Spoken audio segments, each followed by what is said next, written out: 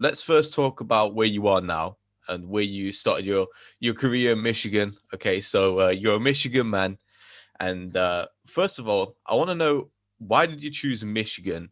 I know Jim Harbaugh's down there. He's been a great coach for the team. He's been all around the NFL and in college. He's been everywhere. But what made you choose Michigan and and stay there for all of your time in college?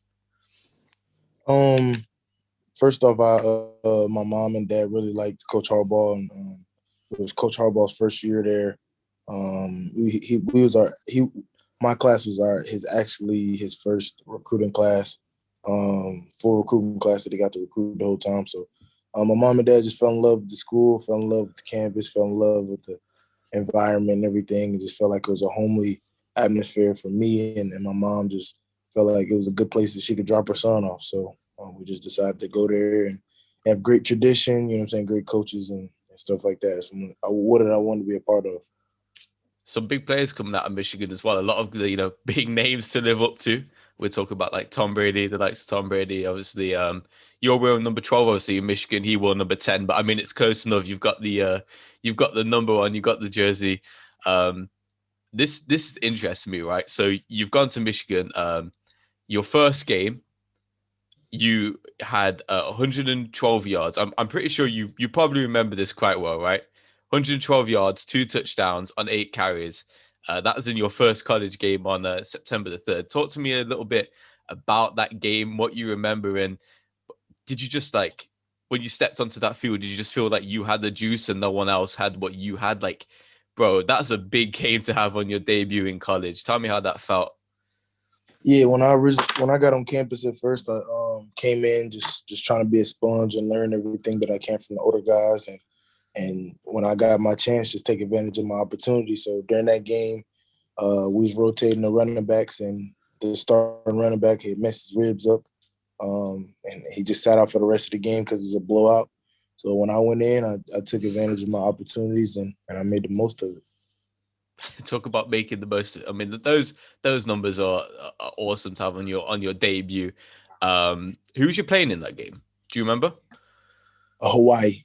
Hawaii. I'm guessing mum, dad was all watching, family and everything, all proud of you to go out there and just absolutely lay down the hammer, right? Yeah, for sure. It was a fun experience, and I did, and my whole city was behind me, my family, good support system, and it was just I feel like I did it for them.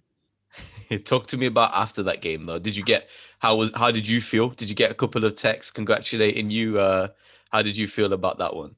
Because Yeah, I surely got you after that you got to be like, shit, I'm the dog on this, right?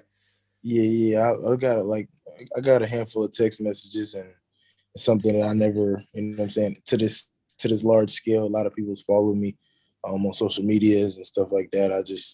It was just being that young, being having all that attention towards me. I feel like I handled it well, handled everything, being humble and kept on moving and just focusing on the next week and ready to get back at it.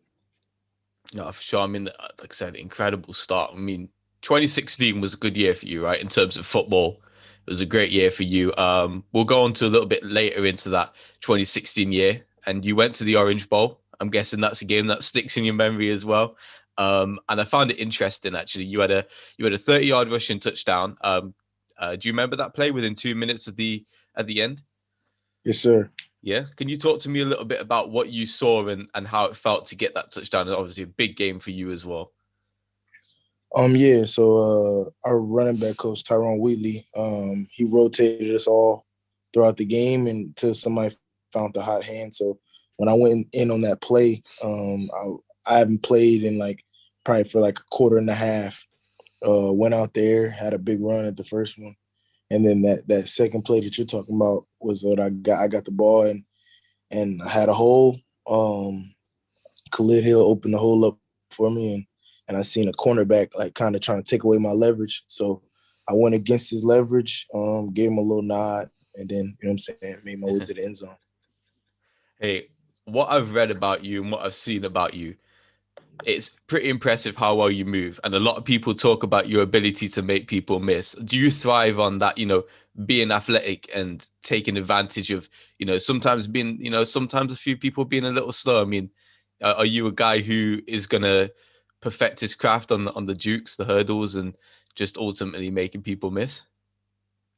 Yeah, definitely being a running back. That's in a job description of what I'm saying, making a guy miss. If everything's getting blocked, everything's get blocked. All every the lineman, what I'm saying. There's always one guy that the running back is responsible for it, and that's how I'm saying that's how you get your check in the NFL by Mm. making somebody miss.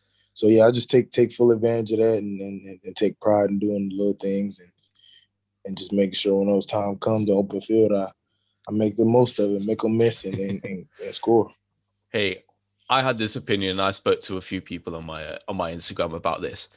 But as a running back and someone who's made a lot of people miss himself, what is the most satisfying type of skill move you can pull off in the game? I say the hurdle is the most satisfying, like the best skill move anyone can put off. Other people might say spin move, a juke, a stiff arm, but for you, what are you going with? Are you going with?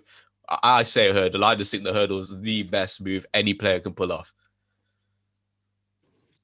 Uh, I would say uh I would say like what we call it a triple is pretty much is like you kind of like you kind of freeze the defender and like Mm-hmm. you go right left right and then they kind of You're trying like to take ankles, right? go the other way or you can see them, you can feel them fall, or you can, what I'm saying, or they'll grab you and miss and then, or something like that, just to I feel like that makes them look more stupid, the defender look more crazy like that, because when you go into the hurdling way, it comes with some risk. You know what I'm saying? Yeah, legs. If you don't, you know what I'm saying? So if he catches you while you in the air, like, you know what I'm saying, you can't control yourself now. You know what That's I'm what saying? makes it So so special, though, right? yeah, You definitely. do them dirty. You get. I think I seen you on a picture actually, and if I can find it, I'll pull it up. But on you, I think you've got a picture of you hurdling someone. Am I right? Yeah, yeah, Yeah. yeah. I was that guy had tackled me like 5 times that game, really low. So I Mm. said, hey, when I see him again, I'm just gonna jump over him, Jump. like, yeah, just This is a hurdle track him. meet in the field, bro. Yeah, Jumping the hurdles, I like it. It's a good idea. Don't let him take your legs. Let him look silly. And a good yeah, photo as well. Good photo opportunity. Going back to that Orange Bowl game though, you played up against a running back who, has the same sort of, might not be the most complete physical guy, might not be out there like a Derrick Henry trucking people and stiff arming people, but you played up against Dalvin Cook. He was on the opposing team.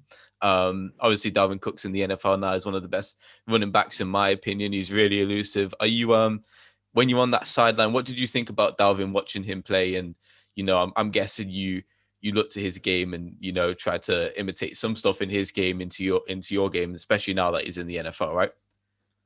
yeah. Definitely, he's a great player, great running back, great guy. You know what I'm saying? I watched him play in the game with no gloves on. Like, that's the first big time player that I ever see play without gloves on, and I just was so amazed by it. So the next year I decided, you know what I'm saying, I'm not gonna wear gloves. You know what I'm saying? I want to Oh, see okay. see what it's about. You know what I'm saying? So I ain't wear no gloves at the beginning of my sophomore year. But you know what I'm saying, I had to strengthen my fingers. You got to have strong fingers if you don't got gloves on, because, you know what I'm saying, you can get a jam, you can get cut. You know what I'm saying, different things like that. You got to protect them. So Mm. he's a great player and great dude as well. Playing with no gloves. I mean, in Michigan as well. It's not the warmest of weather. I mean, Uh, I'm expecting after a couple hits, you were like, shit, I wish I had those gloves on me right now. definitely.